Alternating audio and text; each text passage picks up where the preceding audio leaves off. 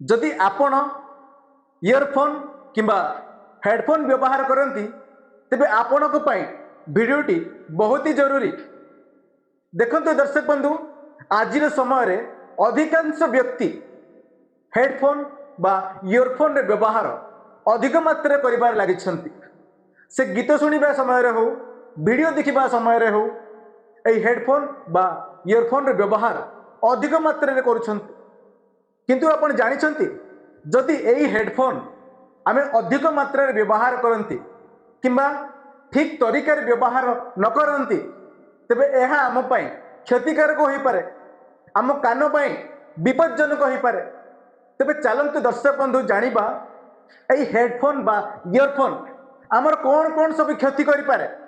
आमर सुनिबार शक्ति बा श्रवण शक्ति धीरे धीरे कमी जाई पारे, आमर कान इन्फेक्शन हो पारे, आमर अधिकांश समय मुंड व्यथा बाहरी पारे बा आमर निद उपर इफेक्ट पड़ पारे।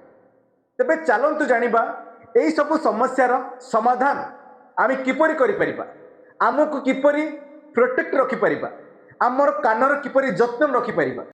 जेतेबेले आपण ए हेडफोन के व्यवहार करूछंती तार वॉल्यूम को लो रखिया पय चेष्टा करंतु।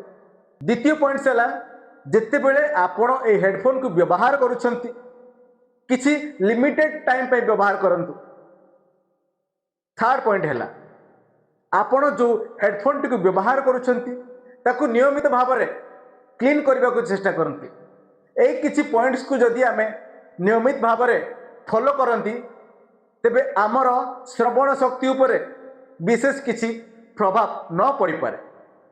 कथार अछि आवर सेफ्टी आवर रेस्पॉन्सिबिलिटी। तेणुक निजर श्रवण शक्ति को सुरक्षित रखिबा यह आमर ही दायित्व। आशा करुछि भिडियोटी आपन को निश्चित भाव में भल लगी। जदि आपन को भिडियोटी भल लगी थाए वीडियो को लाइक करंतु, शेयर करंतु, आ जदि सब्सक्राइब करि नाहंती सब्सक्राइब करि दियंतु। जहा फल आमे अपलोड करथिबा प्रत्येकटी वैल्यूएबल कंटेंट आपन पाखरे सीधा सड़क पहुंच पारिबो। जय जगन्नाथ।